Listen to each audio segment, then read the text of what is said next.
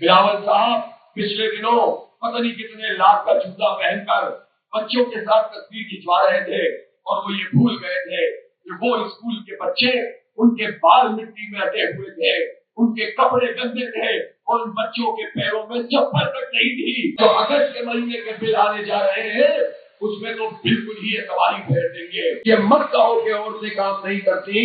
औरतें तो अगर कोई जॉब भी ना कर रही हो तो बाज़ औक़ात मर्दों से ज्यादा मेहनत कर रही होती है।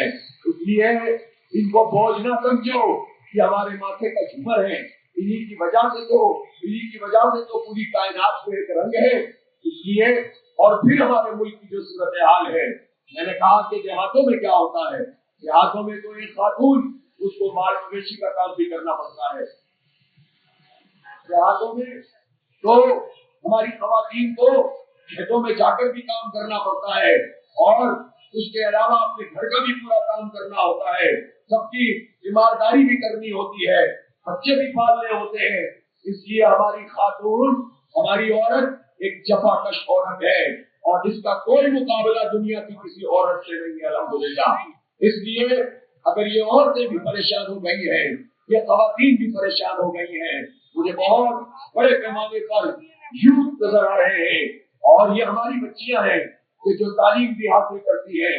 लेकिन मुझे पहले तो ये बताएं कि जो बड़ी बड़ी बातें और दावे करने वाले लोग हैं, जो मगरिब की तरफ हर वक्त देख रहे होते हैं, उसको खुश करने के लिए चंद इश्यूज को लेकर लकीर पीटते रहते हैं, वो हमें ये बताएं वो जागीरदार और वडेरे जो हमारे सरों पर मुसल्लत हैं, वो खान और सरदार जो अपनी समाजी हैसियत की वजह से हमारे पूरे सियासी मंजरनामे पर छाए हुए हैं, ये औरतों को कितने हुकूक देते हैं? क्या ये अपनी बहनों को और बेटियों को विरासत का हक देते हैं? आप पूछे जरदारी साहब से, आप पूछे जाकर किसी भी वडेरे से और जागीरदार से, इनमें से कितने हैं जो उनको ये हक देते हैं? और इन खान सरदारों और इन वडेरों जागीरदारों की जागीरों में जाकर देखो औरतों का क्या हाल होता है। या बच्चियों की तालीम ये दिलाते हैं या अपने बच्चों और बच्चियों के लिए तो यहाँ भी और बाहर भी तालीम का इंतजाम करते हैं, हाकिम तबका तैयार करते हैं, लेकिन गरीब मजारों और किसानों और भाइयों इनके लिए तालीम के दरवाजे ये बंद करके रखे हैं। ये इतनी बड़ी बड़ी बातें करने वाले पीपल्स पार्टी के बड़े बड़े वडेरे बिलावल साहब पिछले दिनों पता नहीं कितने लाख का जूता पहनकर बच्चों के साथ तस्वीर खिंचवा रहे थे और वो ये भूल गए थे कि वो स्कूल के बच्चे, उनके बाल मिट्टी में अटे हुए थे, उनके कपड़े गंदे थे और उन बच्चों के पैरों में चप्पल तक नहीं थी और वो सिर्फ तस्वीर खिंचवाने के लिए इलेक्शन से पहले वहां पहुंचे थे और मुंह की खानी पड़ी थी। सोशल मीडिया का जमाना है, लोगों ने पूछा कि तुमने सिंध के बच्चों के साथ और बच्चियों के साथ क्या सलूक किया हुआ है। पूरे पंजाब का यही मंजरनामा बनता जा रहा है। जनूबी पंजाब के हालात से सब वाकिफ हैं और आप जानते हैं कि पाकिस्तान में 2,62,00,000 बच्चे और बच्चियां ऐसी हैं जो 5 से 15 साल के हैं लेकिन स्कूल नहीं जा सकते हैं। और जो सरकारी इदारे जिसमें पहले गरीब का बच्चा पढ़ जाता था और किसी हद तक मेयारी तालीम उसे मिल जाती थी, फिर वो सबके साथ कम्पीट करता था, अब उसके लिए भी सारे रास्ते बंद कर दिए इन जालिमों ने। और तो और हुकूमत पंजाब जो बड़े बड़े दावे कर रही है, रोज अखबार में फ्रंट पे भी आधा सफा, बैक पे भी पूरा सफा, इलेक्ट्रॉनिक मीडिया में इश्तिहारात, लेकिन उसके बाद हाल ये है कि खुद पंजाब के 13,000 स्कूलों को उन्होंने अपने सर से हटाने की कोशिश की है और कहते ये है कि एनजीओ के हवाले करेंगे।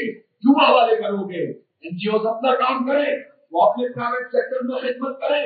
प्राइवेट सेक्टर के काम को हम नलीफाई नहीं करते, लेकिन जो गवर्नमेंट की जिम्मेदारी है, हमें एक निजाम चाहिए, एक निजाम चाहिए। हमारी हर बच्ची और हर बच्चा उसको ये हक मिलना चाहिए कि उसे न्यायी तालीम मिले और मुफ्त तालीम मिले। ये कोई फरमाइश नहीं है, ये हमारा हक है, ये खैरात नहीं है, ये हमारा हक है कि हमारे हर बच्चे को तालीम मिलनी चाहिए, हर बच्ची को तालीम मिलनी चाहिए। ये लोग हमारे बच्चों और बच्चियों को तालीम से महरूम करते हैं और बड़ी बड़ी बातें करते हैं। इसलिए इन सब के खिलाफ एक गंभीर तहरीक चलाने की जरूरत है और एक बड़ी अवेयरनेस पैदा करके सबको चैनलाइज करके पुरअमन सियासी जिद्दोजहद, पुरअमन सियासी मुजाहिदत को चलने की जरूरत है। इस वक्त जो सूरत हाल है, आप देख रहे हैं कि बिजली के जो बिल है ये बम बन कर गिरते हैं। बिल्कुल ये बात ये कोई मुहावरे में नहीं की जा रही, बल्कि ये हकीकत है कि पाकिस्तान में एक बहुत बड़ी तादाद उन लोगों की है जिनकी तनख्वाह उनकी तनख्वाह से ज्यादा उसका बिजली का बिल आ रहा है। और ये कोई 2% और 4% नहीं है, ये कम अज कम 30-40% तो होंगे। हो सकता है कि 50% से ज्यादा लोग ऐसे हो। और जो अगस्त के महीने के बिल आने जा रहे हैं उसमें तो बिल्कुल ही तबाही फेर देंगे। हमें खबरें मिलती है, हम तो हर जगह जाते हैं और चलते हैं और फिरते हैं, हमें पता चलता है कि औरतें अपना जेवर बेचकर बिजली के बिल अदा कर रही है, अपनी घर की चीजें बेच रही है। जुलाई में आपने भेज दी, अगस्त में क्या करेंगी, सितंबर में क्या होगा, अगला साल क्या क्या होगा। इसलिए अब ये नहीं है कि हम बस इनकी चीजें बर्दाश्त करते चले जाएं और किसी काबिल न रहे। हमारे बच्चे इस मुल्क से मायूस हो जाए। हम मुझे कह रही है सबसे बड़ी तकलीफ का जो मकाम है वो ये है कि पाकिस्तान का यूथ, जो पाकिस्तान की ताकत है, जो पाकिस्तान का सरमाया है, जो पाकिस्तान का अनावरा है, वो यूथ खुद पाकिस्तान से मायूस होने लगे, अपने मुस्तकबिल से मायूस होने लगे। इससे बढ़कर कोई तबाही नहीं हो सकती। एक जालिम अशराफिया ने, जो अशराफिया से ज्यादा बदमाशियां बन चुकी है, एक जालिम अशराफिया ने वो नौजवानों को मायूस कर दिया है। और 80% लोग कहते हैं कि हमें मुल्क से बाहर जाना है। 25 करोड़ लोगों का ये मुल्क है, इसमें से जो 40 साल तक की उम्र के लोग हैं वो तकरीबन 18-19 करोड़ है, 80% है। और जो 30 साल तक की उम्र के हैं वो भी तकरीबन 60% है। तो ये तो नौजवानों का मुल्क है, नौजवान लड़कों लड़कियों बच्चों और बच्चियों का मुल्क है। इस मुल्क के इन नौजवानों को आप सबको उठा के बाहर नहीं फेंक सकते। ये क्या करेंगे, इनको मायूस कर दोगे और फिर इनको जिस्मों में जहर उतारने लगोगे। पाकिस्तान के तालीमी इदारों में हमारे बच्चों और बच्चियों को मनशियातवादी बनाया जा रहा है, आज का नशा आम किया जा रहा है। कौन कर रहा है ये?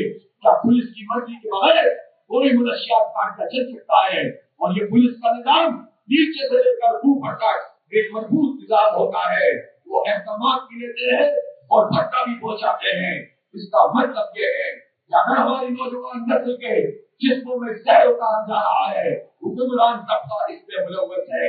मनशियात तुम इनको दे दो, लेकिन इनको तालीम नहीं दो, इनको रोजगार नहीं दो, इनको IT की एजुकेशन इतनी महंगी कर दो कि इनके बस में ना रहे। डॉक्टर और इंजीनियर बनना इनके लिए दुश्वार हो जाए। 5 साल लगाकर 1 साल की हौस जॉब करके जो लड़की डॉक्टर बनती है उसकी आम जगहों पे जो तनख्वाह होती है वो 60-70 हजार रुपए होती है और इससे भी कहीं कम होती है। आप अंदाजा लगाएंगे क्या जुल्म है।